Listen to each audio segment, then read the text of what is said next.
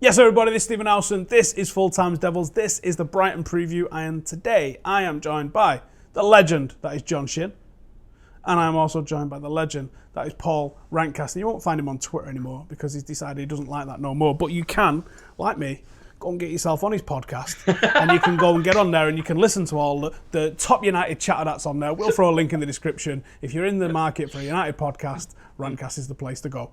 Right, now that's out of the way. Let's talk about Brighton and let's talk about what happened last night. We had the Player of the Year awards last night and Big Dave won another. Are we going to have to change the name of this from the Sir Matt Busby Player of the Year to the David De Gea Trophy or something like that? Paul, why is Dave winning so many of these awards? First of all, thank you for the plug. That was unexpected and delightful.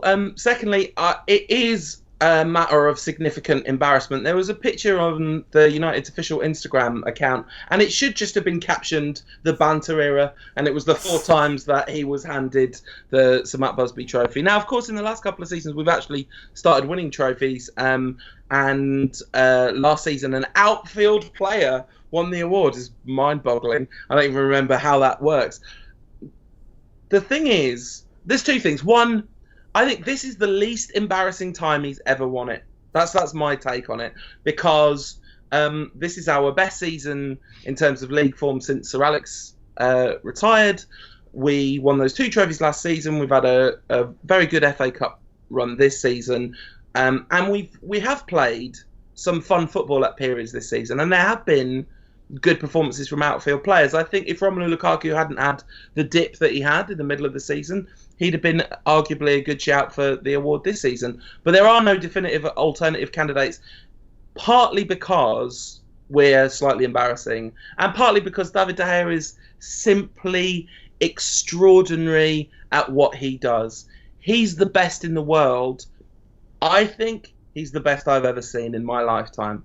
I've reached a point now where when people ask me who I think is number 1 between the kind of Schmeichel, Van Gaal, De Gea 3, of course we need to see him like lifting more prestigious trophies with United. But in terms of his individual performance level, the consistency, the lack of mistakes, the unreal superhero in real life stops he makes, I think he's the best in the world, and I think he's the best keeper I've ever seen. That's a mighty bold claim. I think he's definitely in the conversation with Big Pete and with Big Edwin, but that is a hell of a bold claim. Now, John, Edwin and Peter Schmeichel never won Player of the Year. Is that symptomatic of the era that we now find ourselves in? The fact that the goalkeepers of that ilk are regarded as much as they are by everybody, but Dave is the only one that's had the trade he's had, should we say?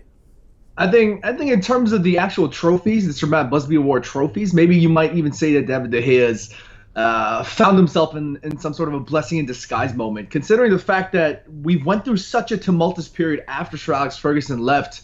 Like Paul mentioned, I think he got it spot on there. Out of the four out of the 5 times he's won it, the first 3 were just crazy moments. You know, we had David Moyes with Ryan Giggs awarding him at the end of the season because he was the caretaker manager. And then following that, it was Louis van Gaal twice. And then it was Ander Herrera, and now it's this season.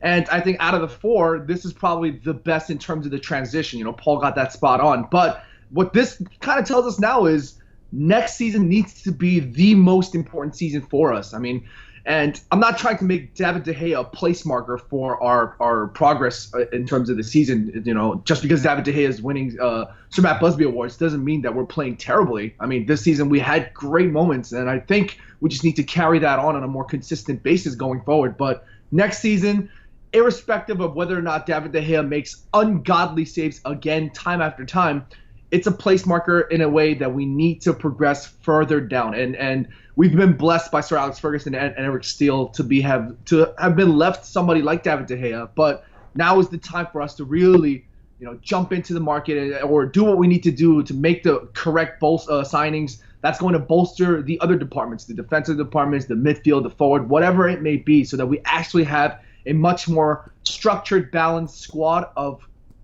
world-class 11s, as opposed to just David De Gea constantly showing his quality day in, day out.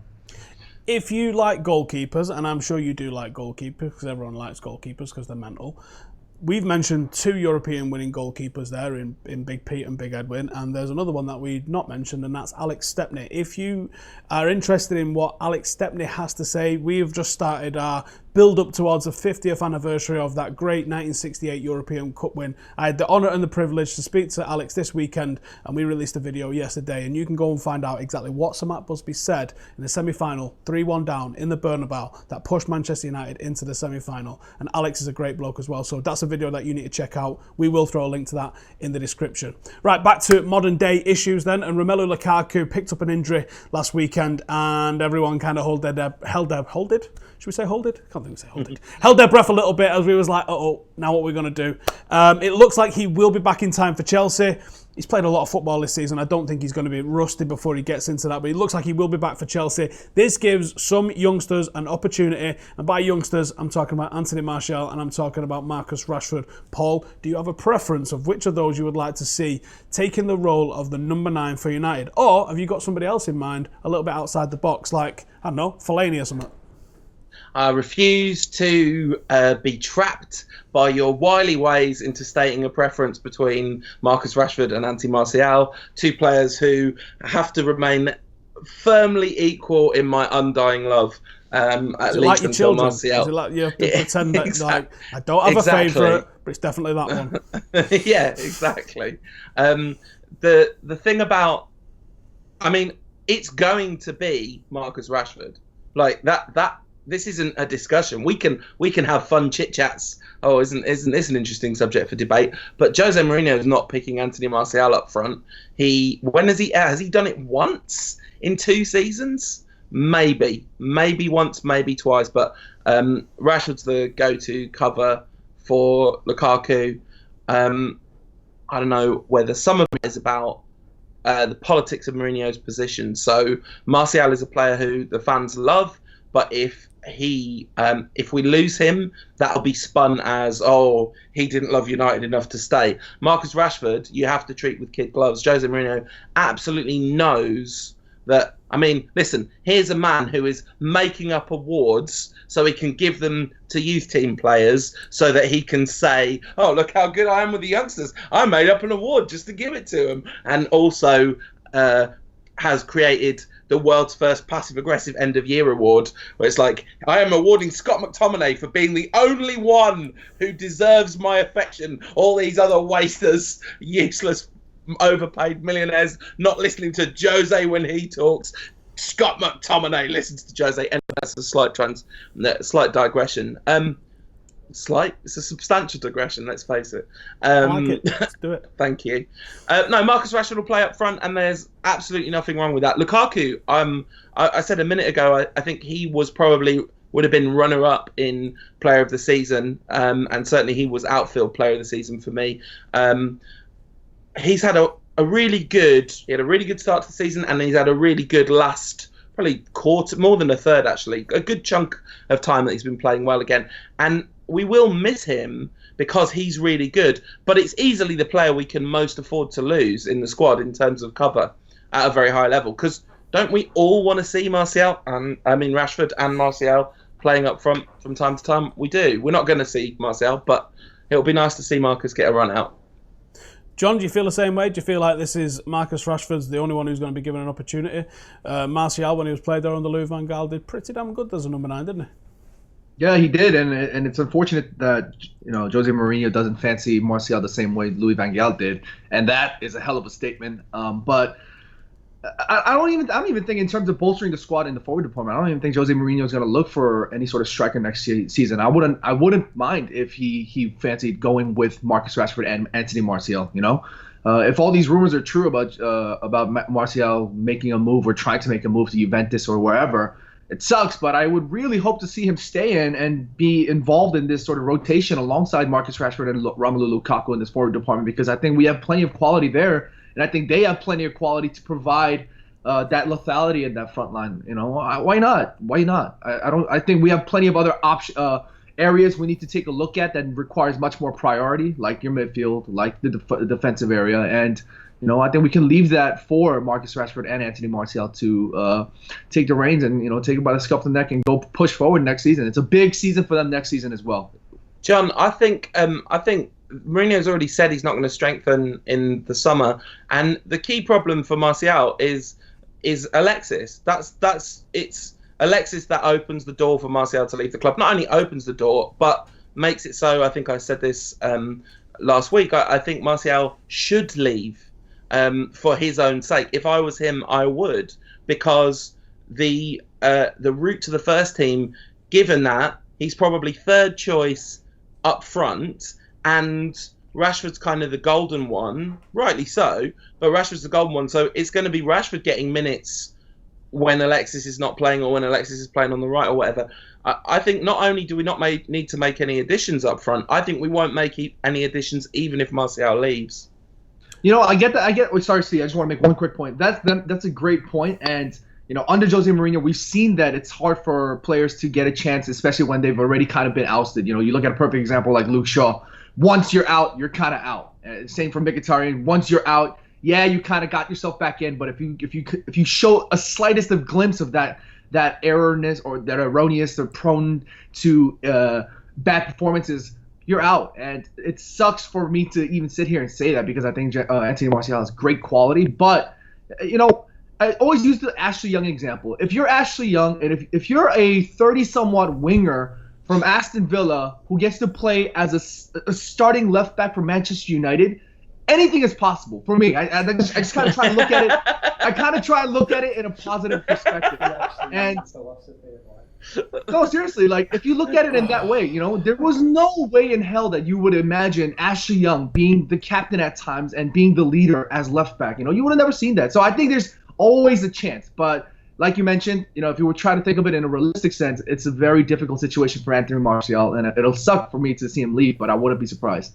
And I think if he does, it'll be a De Bruyne Salah level of mistake. It'll be the kind of thing we go, it was all right having Jose. There were a lot of trophies, and he was occasionally funny, and he made up awards to self-aggrandise. But ultimately, Mourinho has never. I don't think Mourinho's ever left the club without costing them something, and I think it looks like that'll be what he costs us. Inter Milan might beg to differ. Anyway, something I did want to pull you up on a little bit is I kind of agree with the mad notion that Jose is making up Manager Player of the Year awards. But do you think it would be treated different if it was some of the other, I don't know, more media-friendly managers that had done this at the end of the season awards? I'm so biased towards Manchester United. It's untrue. I can hardly bring myself to watch other football teams. I watched a bit of the Champions League semi-final. Do you think there would be a different yesterday. attitude to it if it was some of the other managers?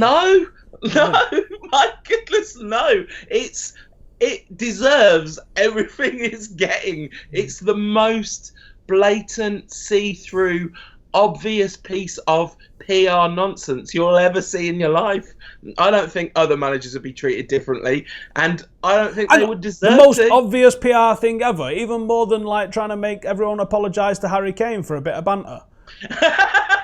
Because that was the most obvious PR nonsense. Matt Law's taken it entirely upon himself to try and lead this poor Harry Kane bandwagon that he's driving. That's about the player. That's not about the manager. That's about the player. That's the manager trying to make the player look good. I mean, doing a bad job of it, but that's the manager doing something about the player. Mourinho's thing is just about Mourinho. It's nothing to do with anyone else. Right. Does I got some comments from you lot. Let's get your comments out. So Just Jerry says, I would like to see Marshall down the middle for a change. I think a lot of people would, to be honest, mate. I think I've knackered this by headbutting it. John, with your stupid Ashley Young talk, you've made it crash. Let me get it back open. That was Mourinho levels of not taking responsibility there, Steve. Peter Holm, I like it. Sanchez is a strinker. That's what he says. And Rashford or Martial on the left. Rishantan says, if all the other season De Gea was excellent, this season he is god level. The level of physics defying saves has been too damn high. Josh Thomas says Bay ain't leaving. He's the best defender at the club. Yeah, that was just pure clickbait by the usual gutter trash this week. He's ill. And that is it for the comments that we're going to be reading now. So let's get into the starting 11s. John, you can kick it off because you've got a special 50-point bonus coming your way if you can get the full 11 today. Because we're trying to make it interesting at the end of the season with someone someone to pull down McCullough. So if you get the full 11, you get the 11 points, they're safe, right? But you also get an extra 50-point bonus, which is going to put you into the lead with only 2 games to go. So no pressure here, John. Take your time, but hurry up. Get your 11. I went David De Gea in goal with the back four of Young, Lindelof, Smalling, Valencia. I don't think that we're going to see much change there. Midfield 3 as well. I don't think we're going to see much change in Pogba, Matic, and Herrera. But the front 3, I went with Sanchez on the left, Mata on the right, with Rashford down the middle. Obviously, Lukaku being injured, Rashford's probably going to be the next choice in line to lead the front line. But I think Lingard's either going to get a rest or get pulled out for this game, and I think Juan Mata is going to jump in, and that will be my 11, and that's what's going to get me 50 points.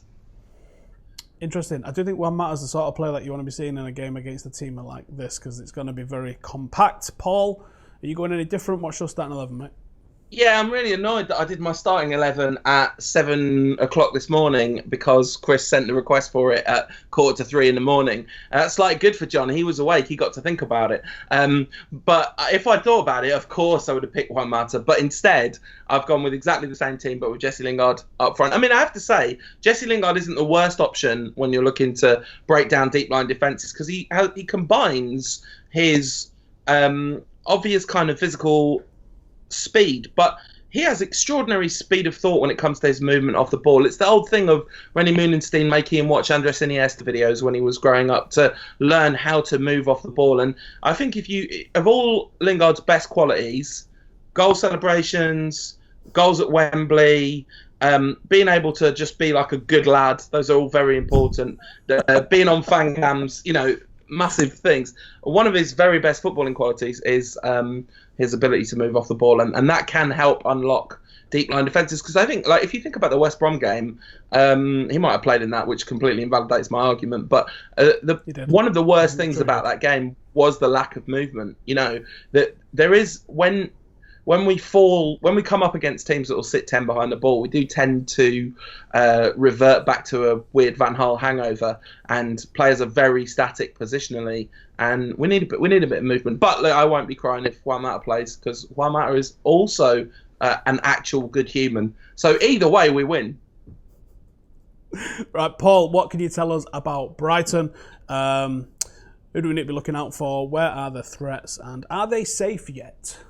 Well, if you look at the table, they're certainly not safe in a mathematical sense, and there's a pretty substantial chance they won't get any more points. I think they're playing us, and they're playing City, and I think the other team they're playing is Liverpool, which is definitely far from ideal for them. Fortunately, 37 is probably going to be enough points to stay up because Swansea play Southampton, which kind of reduces the maximum number of total points the teams below them can get. I'm not sure if anyone else down there is playing each other. I don't think they are.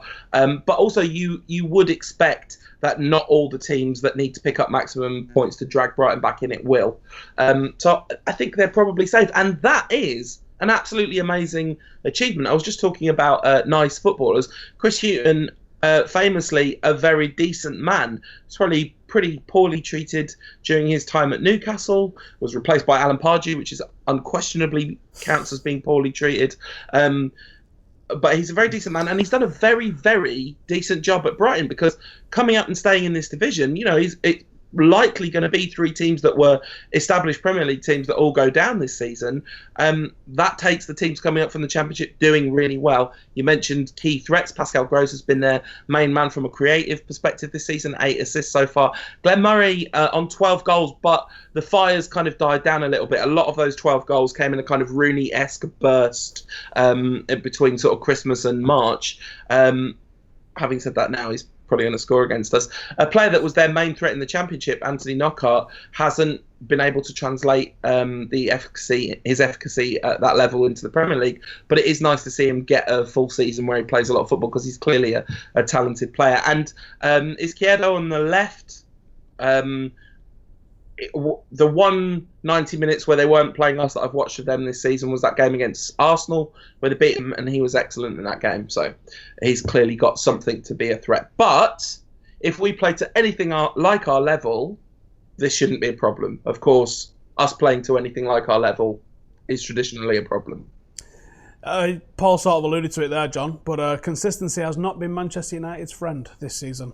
It's something that we've struggled with, especially since the turn of the season. In the last couple of months at least, we've been excellent and then horrific within the space of a week. We was pretty poor against Arsenal despite getting the result.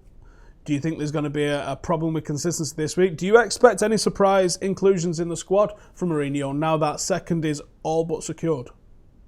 I don't think so. I mean, usually you would kind of associate this part of the season where the managers would try and bring in, your borderline players, your youth players, and try to get them into the squad. Maybe try to see what glimpses of qualities that you can see from these players. But more so on the consistency part, I think this might actually be a good opportunity for us to be thrown off guard. And what I mean by that is the absence of Lukaku might really change things up a bit. And Lukaku and Rashford are two completely different players. You look at Lukaku, he exudes strength. He's got a great touch about. He's got a decent touch about him, and he's got a great cross on him too. But he's a very different player in terms of comparison to Rashford. Rashford's he's got the pace on him. He's got a hell of a dribble when he takes players on, and maybe against a team like Brighton, who have a very, very compact, rigid defensive system, somebody like Rashford, who can really time his runs very well and make contacts and connections with players like Juan Mata and Alexis Sanchez, he might be able to make one or two decent runs right through the channels that will really dismantle squads. And it might be very different. This game's going to be very interesting only because of the absence of Lukaku and the introduction of Rashford. And like Paul mentioned with the stats there, Brighton have us and they have City and Liverpool. So it's going to be a really, really tough stretch till the final whistle and the final end of the season. And I don't think fans should be disappointed. I think we're going to be in for a really decent game here. John, I'd have to say something about the Lukaku. Sorry, Steve. I'd have to say something about the Lukaku-Rashford comparison there that I kind of disagree with, because I think against the deep-lying defence, I'd much rather have Lukaku in there, not for his strength, but for his football intelligence, because having said that Lingard's movement off the ball is probably his primary asset, Lukaku's primary asset, apart from his finishing, is that he's a student of the game. There's an amazing Roberto Martinez quote from about 4 or 5 years ago when Lukaku was a very young man, saying talking to him is not like talking to most 20-year-old footballers. He, before every game, he's studying tape, he's looking for really specific weaknesses. He's a massive football nerd, Romelu Lukaku. And if you see how much he's...